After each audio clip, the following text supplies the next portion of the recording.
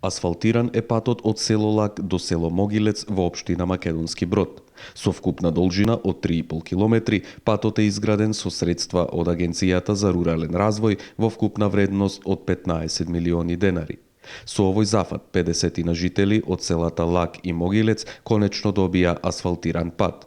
Вчера жителите од овие две села ги посети и председателот на ВМРО ДПМН Никола Груевски.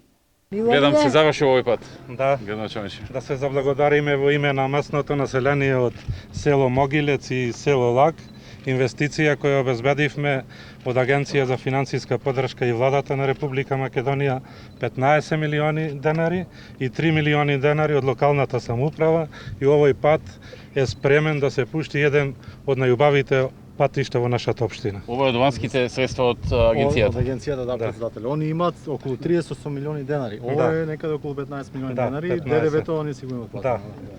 Одлично. Колку метри беше? 3,5 километри. 3,5 километри ги спојува овие две населени места. Да. И со регионалниот. Пред тоа како беше патов?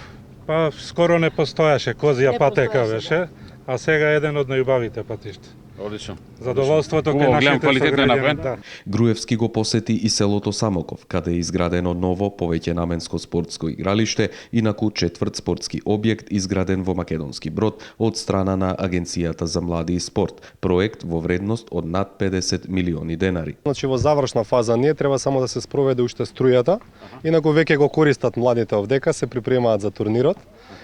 Вредноста на инвестицијата е 9 милиони денари.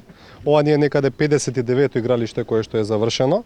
Меѓутоа, еве сакам да потенцирам дека од 2007 година па наваму само преку Агенцијата за млади и спорт вкупно 236 објекти се изградени во вредност околу 2,2 милиарди денари. Сите се тие спортски објекти. Сите се спортски објекти само преку Агенцијата за млади и спорт, паралелно се инвестира и преку Министерството за образование и наука. Председателот на ВМРО ДПМН Никола Груевски се сретна и со жителите на овие села со кои разговараше за нивните барања и потреби.